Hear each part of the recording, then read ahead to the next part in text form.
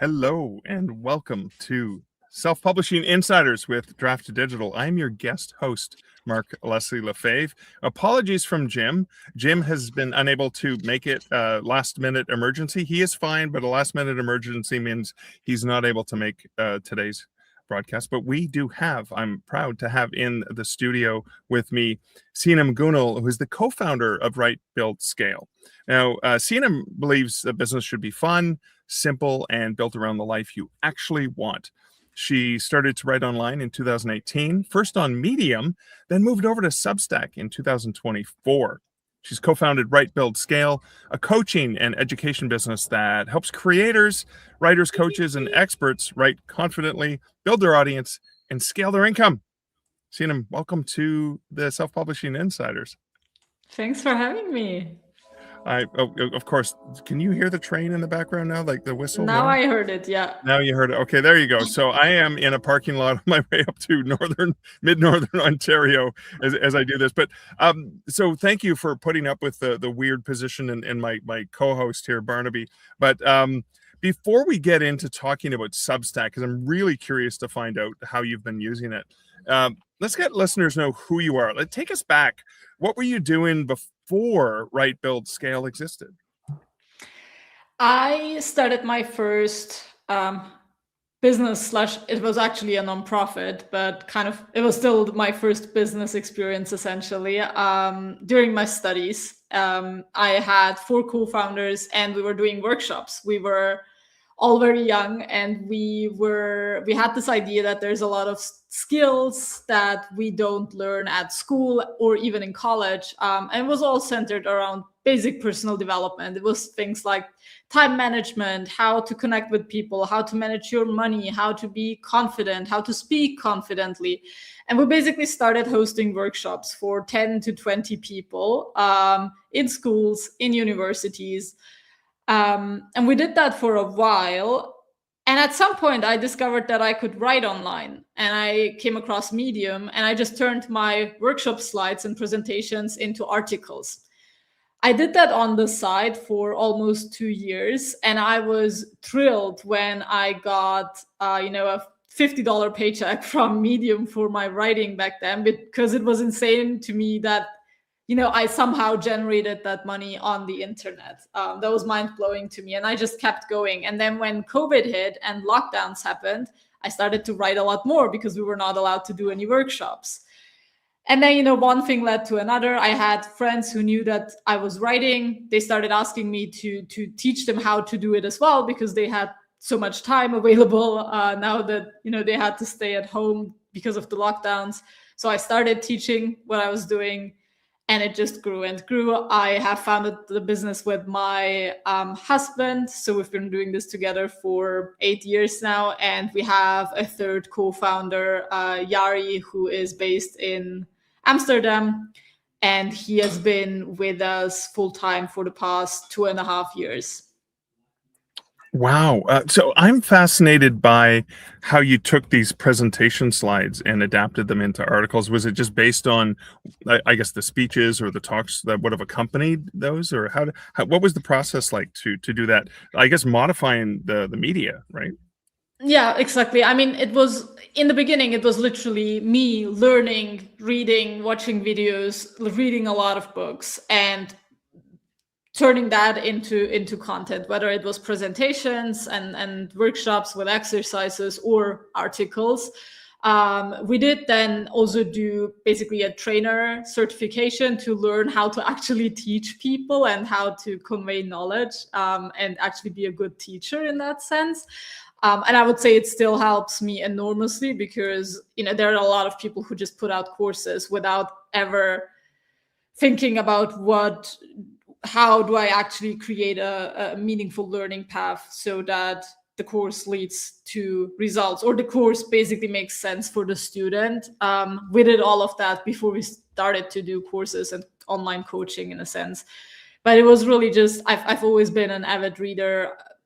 I've always loved learning. I loved going to school. I never finished my business degree actually because I did all the exams, and then right when I was about to write my thesis, the writing was going well, and I just said, I'm gonna write my thesis sometime later, and I still haven't done it, which is funny because I basically I teach writing all day, every day. It's what I've been doing for almost a decade, but and you're running a do business, that. right? Yeah. So you're already running a business. So, the piece of paper is not as important as what you've actually accomplished.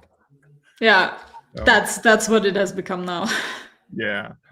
So you, as I understand it, you started in Substack early and then went to Medium and stuff in 2020 or so, and then in 2024 went back to Substack. What was that aha moment, or what was it that caused you to say, okay, I'm going to make this work now, or something's different? What was that?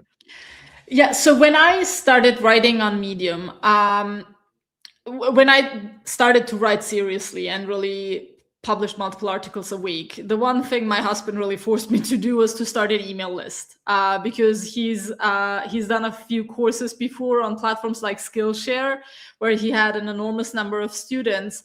Then things changed on the platform and he couldn't access his students anymore, or he couldn't contact his students. So he was like, you have to start your email list. We have no idea what you will ever do with that list, but we need one. And back then, so that was 2020, Substack was basically a free newsletter tool. You could have free newsletters, paid newsletters, and that was it. So it was the easiest choice. I started a Substack newsletter, and I went with that, I was writing on Medium and I was building my list on Substack. Because back then you couldn't build an audience on Substack. You had to bring your audience to Substack. Oh, pardon me. So that's one of the differences then, I imagine, right? That was the difference, right? And then I went from Substack to Kit because I needed automations, I needed segmenting, I needed all the more complex marketing tools, email marketing tools. So that's when Substack became obsolete.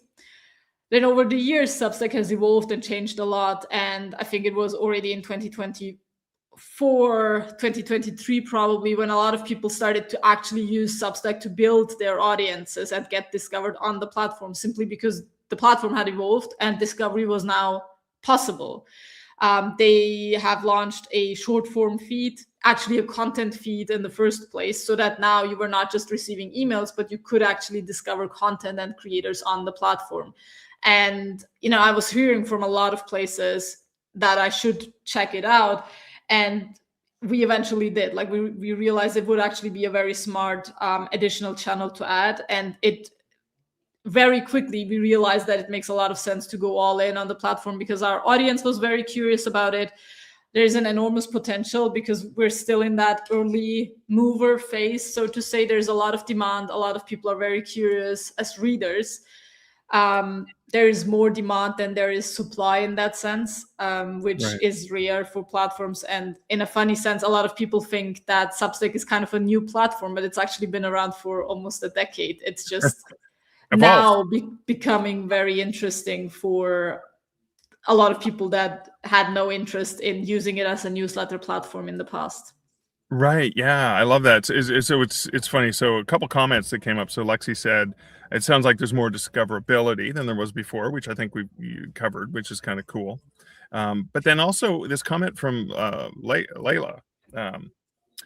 Layla Bell asks, and this is maybe we should back up a little bit. So Substack's a platform I'm not very experienced with. So anyone like Layla who's not as familiar, what does make it different than other social media, blogs, even newsletter? How does it stand out? This is the most important part.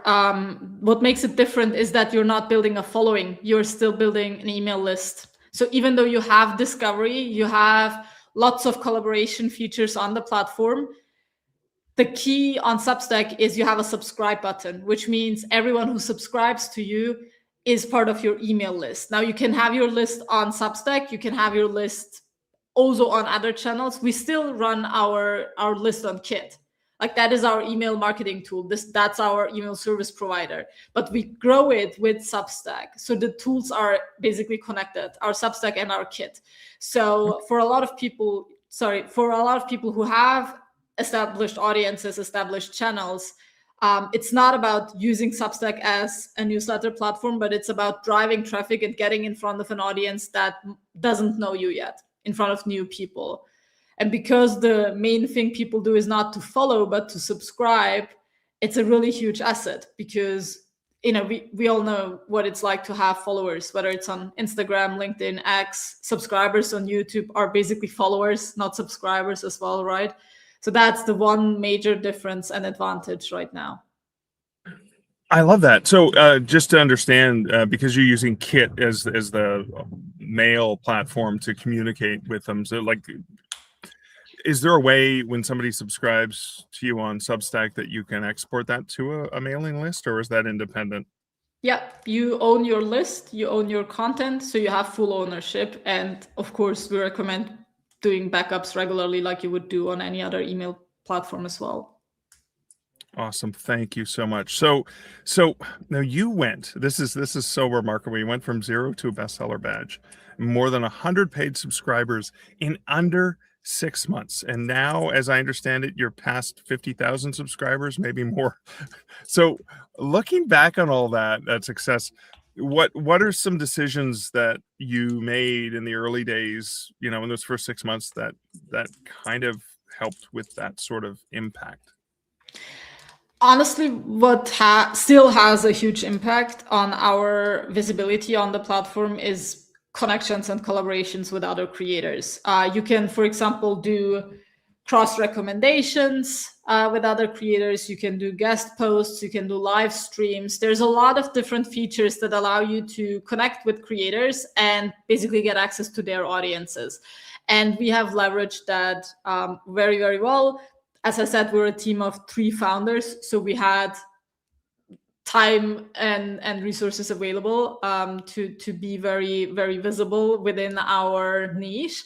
But we had, of course, we had some notes and posts that performed extraordinarily well, that brought in thousands of subscribers, but the vast majority was really, as stupid as it sounds, the consistency of showing up. We publish three pieces of content, long form pieces of content per week on Substack every week. 3 per week. 3 per week. We have a podcast on Monday. We have a free post on Wednesdays, and we have our paid post on Fridays. We each publish multiple notes per day, which is the short form snippets. A large part of those are basically repurposed from our long form content. But yeah, it's really showing up all the time in front of the audience that we know might be interested in our work. And it's also what we do with our clients. Like, we highly recommend that they connect with each other, that they live stream if that's something that feels natural and that they're excited about, or that they do guest posts, cross recommendations, all those features. Because let's be honest, when you start from scratch on a platform, right, what can you do really? You can just publish a lot of content and hope that the algorithm picks it up. You can try to go viral. That's not really very strategic, right? And for a lot of different niches, it's not really, it can't really be templatized in that sense. But when you connect with other creators and you create value for their audiences, that is something that you can approach very strategically, where you can just, you have your to-do list and you check it off and you just do the necessary things. And if you do them on repeat, it's inevitable that you get in front of the right people. That is fantastic. I love that you've got the multi-purpose content, but then you're also you're creating a very content-rich experience on your brand there. I love the collaboration, and you know what? It makes me think now. It's like, whoa, we should have tried to figure out how we could have collaborated with this content and the content on your blog. Maybe after we're done, we can provide you with transcript or something like that to make it easier for you to burn or create an article. Because I know that's the kind of stuff that Lexi does with our content, is tries to repurpose that onto our blog so that people who haven't watched the live or the recording can go back for it. But my apologies, I got so overwhelmed with information, and normally I'm in my office and I'm standing there and I'm making all kinds of fun notes, which I can't do right now because I'm stuck with, as Alyssa pointed out, I'm stuck with Barnaby Bones, my skeletal companion, in the car. I was trying to find that comment. There it is. Yeah, Melissa just said, notice the skeleton in my passenger seat. Yes, because he keeps me company as someone to talk to while I'm driving. But I do have a question. I do have a question from Guillaume, Guillaume asks, is it more convenient to have like a website, like maybe an author website, Guillaume's an author, or Substack? Is there a difference between the two, and how would you describe that? It depends on a lot of different factors. Is it more convenient? In my experience, as someone who is not experienced building websites, it's a lot easier to build a Substack than a website. The main difference, or the main question, you need to ask yourself is, what does the website do, and how do people come across your website? Because people don't just randomly come across your website unless you optimize for search or you send them to your website, right? And if you have traffic that you can send somewhere, and you have a website that basically does what you want it to do, whatever the outcome is, whether it's to sell your books, to get booked for speaking, to be booked for consulting, whatever it is, if your website does that and you have enough traffic, that's all fine, and you can just invest in having more traffic, whether that's through paid ads, whether it's through any social media. But if you don't have a website, and if you don't know how you will get people to your website, then Substack basically does both for you, because your Substack publication basically looks like a website. You have a navigation bar that you can design the way you want. You can send people to different places. We have a lot of clients who basically link to their websites from their publication pages. Right now, that's very, very easy, and you basically don't get penalized for sending people off of Substack. Oh, wow, that's fantastic. Yeah. Who knows how long that will stay, how long that will stay that way. But that's why we're so bullish on it right now, because it works really, really well. And then you can also design the whole experience to work, to be very aligned with everything else you do, to promote your books, to promote your upcoming projects. So of course, it's not a one-size-fits-all solution. I'm not saying Substack is the perfect solution for anyone, but ask yourself, what's the purpose of the website, and how would you get people to the website? Because that's the main problem that Substack could help you solve. Awesome. Thank you so much. And I guess when I think about that, so as somebody subscribes to you and has the paid subscription, Substack's making money off that. So unlike a platform like Facebook that penalizes you for having followers and that wants you to pay money to show stuff to your followers, Substack is already making money off of a portion of so far, fingers crossed, as you continue to grow there, they're making good money, so they don't have to double dip or triple dip or quadruple dip or whatever a Book of Faces is doing.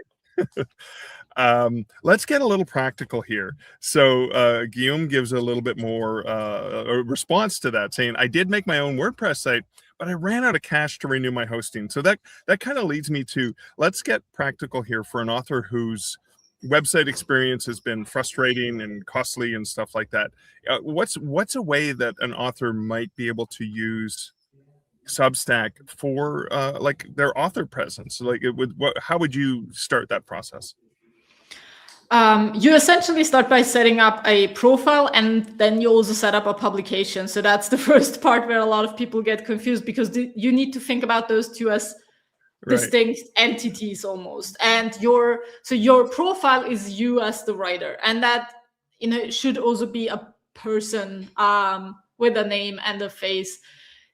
In most cases, that's what makes sense. Your publication, think of it as your brand page almost. And on your publication, you basically decide what kind of experience you want to create, because you can basically have an about page where you share who you are, what you do. You can have a separate page where you introduce your books. Each book could have its own page, almost like a mini landing page. And then it depends a little bit, who do you want to target, right? Because you do need content, and you do need longer form content. So you basically need to think of it as you're giving people a taste of your writing. And if your primary goal is to drive book sales, you would place calls to action to your books within your articles. You would have buttons, you would have just naturally weave in the promotion of your book. Maybe it makes sense to give away something, whether it's a free chapter or an entire book. It really depends on what your library looks like, what your universe looks like. Maybe it makes sense to give away a part of it when someone subscribes or when someone becomes a paid subscriber. You have a lot of different features and options there. And I find it really fun to experiment and see, what is the main purpose? Where do I want to send people? A lot of our clients have books, and of course that makes it easier to build a strong presence on the platform, because it's clear why you are there. It's clear what you stand for, what you've done, and where you want to send people, usually. Awesome. Thank you so much. You look at that.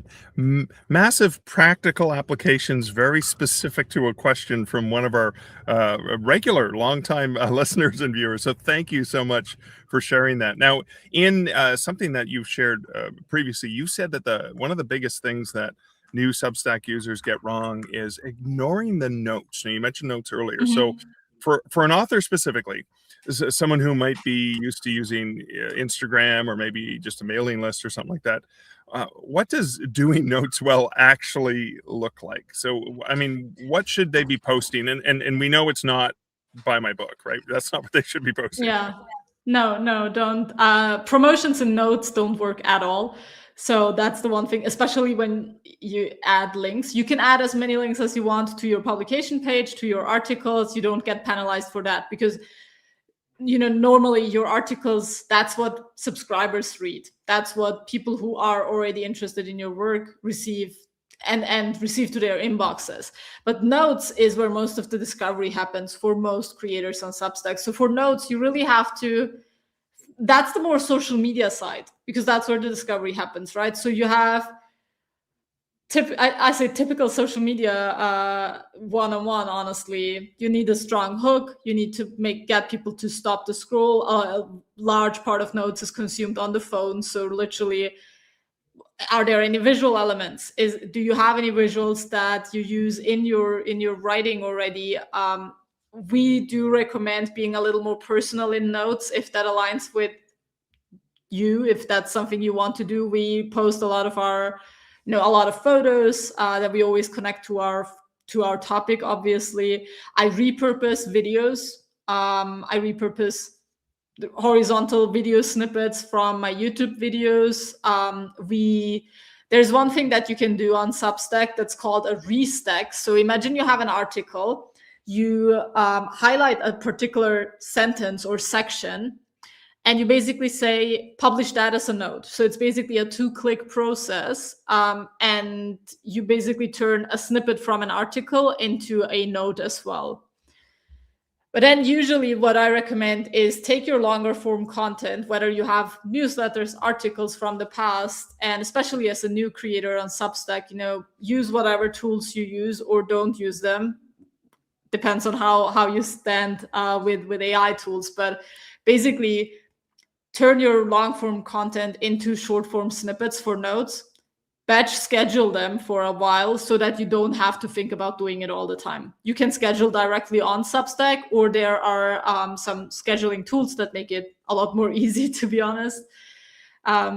Do that so that it's not something that you constantly have to think about, and then enjoy the experience of connecting with people, connecting with your readers. Awesome. Thank you so much. So I want to go back to notes specifically. So if you're reading another article from somebody else on Substack, and then you go, oh, this is a really cool quote, and you highlight it and you hit the restack, you can add your own personal comment to that, correct? Mm-hmm. Exactly. You can. Okay. That's a way you can collaborate, even if you don't like, I really like something that you shared on your Substack. I don't have to get your permission and say, oh, do you want to collaborate here? This is a way of me collaborating by pointing out something really awesome that I found that I think my followers or the people that subscribe to me will be interested in. And you said, I just love this sort of reduce, reuse, recycle. You have, it's kind of like you did initially, what we talked about earlier with the presentations and stuff like that. You took the content and you said, okay, I'm going to repurpose this and provide it to people in a different context. I love that. So thank you. I also, just on that, for example, almost every article we publish on Wednesdays is actually a YouTube video in my particular case. Like I have the YouTube video embedded as a post. Okay. And then I basically turn my script into a fully fleshed out post. And then, I cut video snippets to publish on Notes.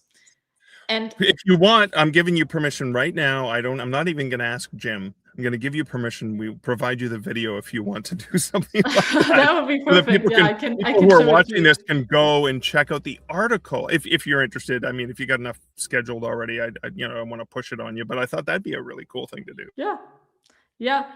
And one more thing on what you said about the restacking. So that's one great way to look at it is, I saw this thing that I liked and that I want to share with my audience. But another way to look at it is also maybe you see something that you disagree with. Maybe you see something and want to add more nuance to it, right? So that makes it very easy to be active on the platform without trying too hard, because most writers love reading. You will come across lots of great content on Substack. Find your favorite writers, and maybe you find those snippets and you feel like, okay, there's another perspective that I want to add to this. Okay. You restack, you make your point, and that is a very easy way to start conversations. I love that so much, because then you can actually engage in a nuanced conversation where you say, well, what about this? Have you considered this? Which may even engage the original poster who wants to. So it's very dynamic, which I love. Yeah. Another thing I do know, because I had started playing with Substack about a year ago, not hugely successful the way yours has been, but I've really enjoyed that sense of community that happens. And one of the things I know you can also do, which I thought I'd mention, is when somebody leaves a really insightful comment or asks a really insightful question on a post, in the response to the comment, you can also share that to notes as well as in the comment section. So that's another way of sort of repurpose. So if for example, let's say I was explaining, well, how does the free ISBN thing on Draft Digital work, and how do you add those to print books on whatever? And so in my response, I can share that to help the person who asked the question. But then maybe there's other people who want that information, right? Exactly. So that's a great other way of repurposing. Yeah. The repurposing factor is really big. And to be honest, even though we are 3 people working on this full time, there could be we could still do a much better job as well. And it depends on what content formats you want to use, right? It's not. Obviously, you cannot do everything at once when you're getting started on a new platform. But for example, we do live streams every week. You will do at least 1 or 2 live streams. At the same times? Sometimes yes, sometimes no. We have a lot of guests. So we do live streams as a team, as the 3 of us. But most of our live streams are with guests. Okay. And then we turn those into posts as well. So every live stream then becomes a post. We also have the podcast. So some of the live stream recordings go onto the podcast as well. Then again, you have the option to pull snippets, right? When you turn the transcript into an actual post, so when you don't just have the recording, but you have some text on it as well, you can then again take those snippets of text and turn it into notes. So the platform makes it really easy to reuse and recycle, as you said. It's this dilemma really of where do you want to start? How much do you want to set up right away? It can be overwhelming, of course, trying to do all of it at once. But once you have some content, it makes sense to set up some systems that make it easy to repurpose so that you don't waste any of the assets that you have created, because it is so easy to reuse them. Awesome. Thank you so much. So some comments and questions from our awesome live audience. Uncertain ASMR asks, is Substack too saturated for growth? No, that's the one thing that differentiates it from the major platforms right now, because you have massive traffic, a lot of new users joining the platform, but you still have the opportunity to organically reach people who are there and actively looking for new voices. So if you compare it to, and I like to basically say, what's your next best alternative, right? Do you go on YouTube, on LinkedIn, on X, on Facebook, Instagram?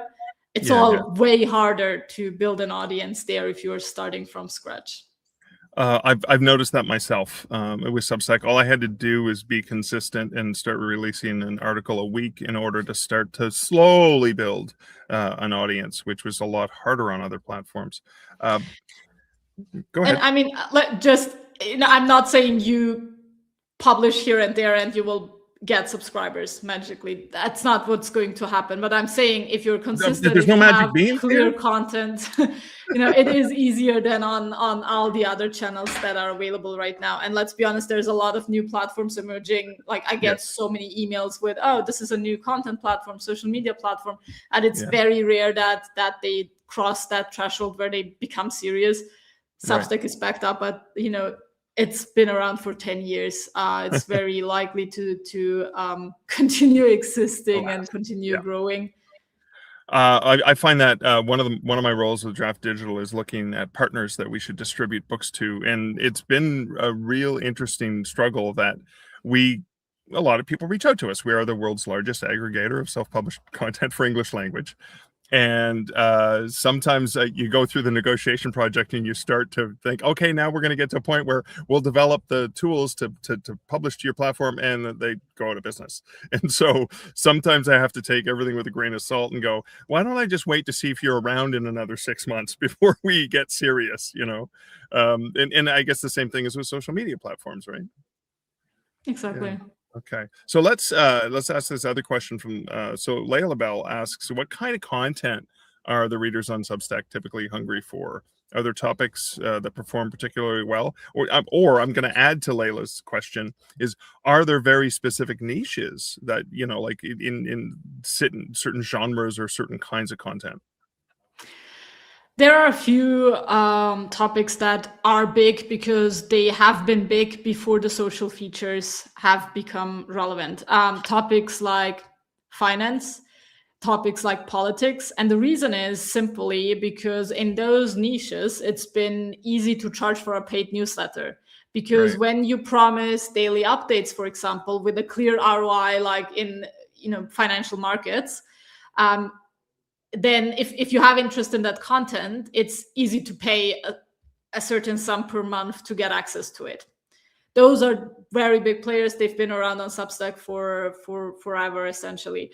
Apart from that, the platform is already very, very diverse. So there are leaderboards, for example, where you can see different categories, and it goes from all the way from parenting to meal prepping to triathlon training, literature, really anything that you can think of. And I always like to basically bounce the question back to any other platform. It's like saying, what type of content does well on Instagram? Almost any type of content that people would potentially want to see in the world, right? And it is already kind of having that dynamic on Substack. You always have to keep in mind Substack, even though we have visual content, audio content, and those social features, it's still a text first platform. So it is readers who use the platform. And a lot of the users right now are basically people who are sick and tired of social media and who like that it feels different. Again, it is growing very rapidly. Now, lots of users and creators are joining the platform.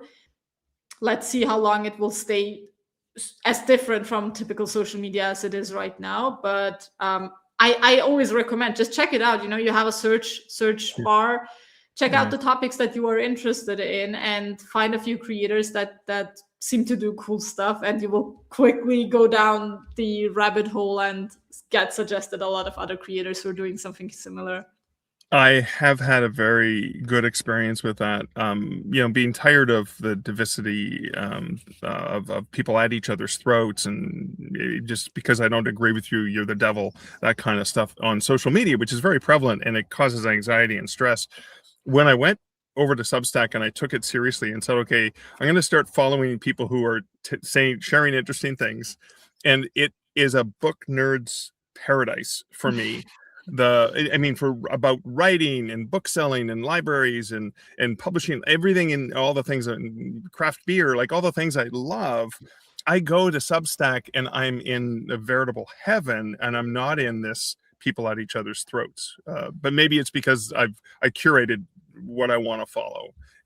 That's been a really good experience. I want to ask you another sort of practical question. So you have outlined 3 ways to structure paid content. So there's a way to earn money off of Substack, not just to use it, leverage and community. But so you have the paywall model, the support model, and the community model. Now, if you were advising an author / a novelist, someone writes, versus a fiction or nonfiction or business author, would you recommend different models for different kinds of writers? Yeah, if you are doing educational content, nonfiction content, it is very easy to create practical resources behind your paywall and charge for that. If you are not educating with your content, the value you're providing is a very different one, right? And a lot of people get this very wrong, because when we talk about providing value in your content, they think value has to be practical. But that's not, right? If you're writing stories, the value you're providing is that you're providing a great story, that it's basically entertainment. It sounds very bad, but that is what it is, right? It is emotions, provoking emotions, whether those are positive emotions or negative emotions, in a sense that, I read a story and I get really frustrated about a topic because you're telling the truth, and I get to think about it in a different way. And again, the easiest way to get a better sense of it is look for the people that resonate with you.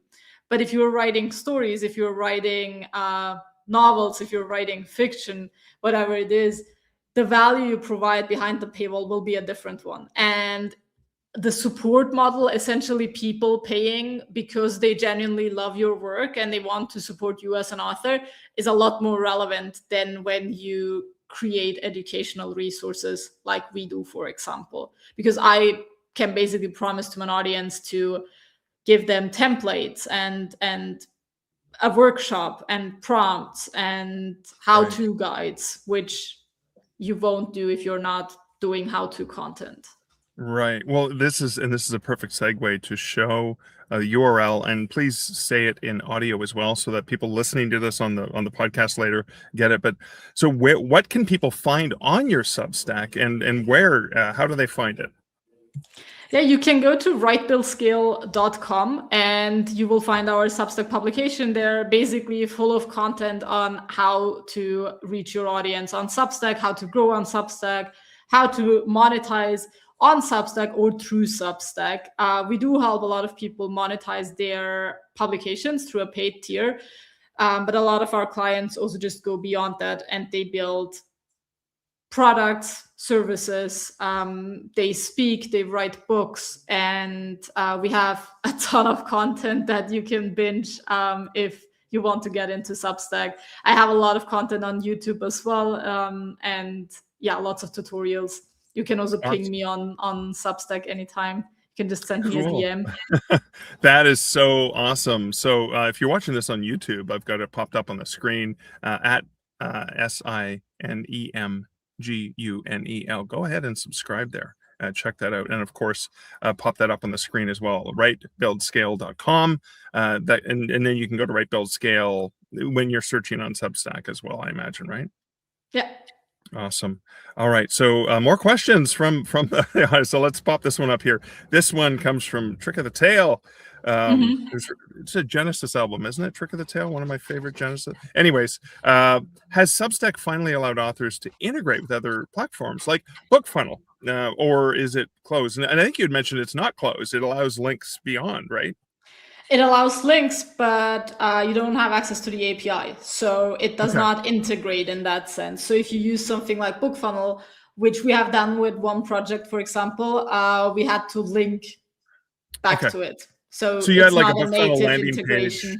Like exactly. Maybe you wanted to give somebody content, audio or ebook content, and you said, here's where you can go get this from BookFunnel. So, but it doesn't prevent you from linking to BookFunnel. No, no, it doesn't prevent you from linking, but it's not a native integration in that sense. Awesome, cool. There's some more starred comments I want to. So I guess Alyssa asked this question earlier and I didn't see it earlier, so maybe I've already asked a similar one. But so the strategies that you used to, or maybe more clarification of the strategies you used, was it a mix of original content and restacks? But you were restacking and doing, you said notes of your content. So you had a long form content, and then you would share a note from a snippet from your own content as well. I love that. That's genius.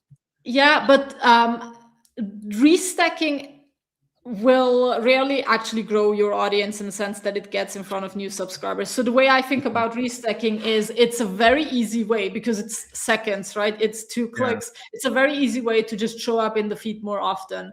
And I look at it as just showing up in front of the people who are already interested in you versus the original content that gets in front of new people.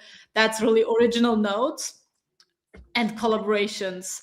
If you don't hate connecting and talking to other people, lean into collaborations. Try to find people who have a matching audience, an audience that might be interested in what you are doing, and look for fun ways to do something together. That's the lowest hanging fruit to get started on a platform that you're just starting from scratch on.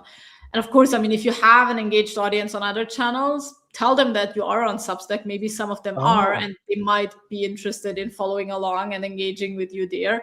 Because what you said before, it's very hard to get people to engage on some of the common social channels by now, simply because we don't want to. On Substack right now, people are still very excited to have conversations. And you can even have your private subscriber chat or a public subscriber chat as well that everyone can join. So you can kind of create a safe space for your audience and cool. Interact with them. And that it is just a much more inviting environment to actually have conversations, to show behind the scenes of your process. If a new book is coming up, I always love to think of it as a pre-launch phase, right? You can take them on the journey so that they feel like they're part of the whole process. I love that. And Trick of the Tail, thank you for confirming that. You are right. It's spelled Tail for the Genesis album. So my apologies there. Can authors talk about, this question from Beth Biss says, can authors talk about sales on Substack? Like the Smashwords sale that's going on right now in July, and you can opt in at any point in time as an author. Can they? Yeah, they can. And they can even link to their books, right? You can link to your books. You can talk about sales. The one thing that you need to be aware of is what your page shouldn't be is just linking to sites. Because, I mean, if you do that, you won't natively get visibility anyway. But that is also against their terms and conditions in a sense. Because first and foremost, what they want is editorial, you creating editorial content, high quality content on the platform. You can send them elsewhere. You can say, hey, this sale is going on. This is my offer, whatever. You can create the links. You can email your people. That's all fine. But you still want to have good content on the platform. Awesome, thank you. And just as we get to the close, what's a common myth about Substack that you just love people to leave this interview or this conversation that you'd like to myth bust about Substack? That it is a newsletter platform, essentially, because it's been that for so long that people still think it is. A lot of people just don't know that you can now reach people and grow your audience by using the platform. So it is a platform where you can now reach new people, new readers, and share your work. It's not a replacement for any existing email newsletter tool that you're already using. Awesome. Sinil, thank you so much. This has been so inspiring. I know one of the first things I'm going to do when I get off this is I'm going over to Substack. I'm going to subscribe to Write, Build, Scale. Going to get there .com. I'm going to check out obviously the YouTube channel as well for you. Thank you so much for hanging out with me today. Thank you. I hope that there was some value for the viewers. As I said, ping me if there's anything that we missed in the comments. And yeah, we will definitely will. And working with Lexi and Jim and Alyssa and the team to see how we can maybe repurpose some of this content for both of our platforms. So please stick around. Love to chat with you in the green room afterwards. Thank you guys so much for your insightful questions and comments. Love this audience. Love that you come here. Don't forget to sign up for a Draft to Digital account. If you haven't checked out how you can use Draft Digital to get your books published wide, you can obviously what? I'm looking for the thing. Be sure not to miss any of our awesome weekly guests like today. Be sure to bookmark d2dlive.com. And of course, if you like, if you share, if you comment, if you subscribe, that helps other people find great content like this. Snail, thank you so much again for hanging out with me. And I guess we'll catch you guys next week at the same time, same D2D channel with Self-Publishing Insiders Live. Have a great week. Ebooks are great, but there's nothing quite like holding your own print book in your hand. It's a beautiful celebration of your writing accomplishment. That's why we've created D2D Print, a convenient and easy print-on-demand service built to make it easy for you. We've got more than 20 beautiful templates to give your book a pro look, and we can even convert your book cover into a machine-perfect full wraparound cover for print. Yet another convenient option for you and your books. And you can get started right now at draftdigital.com.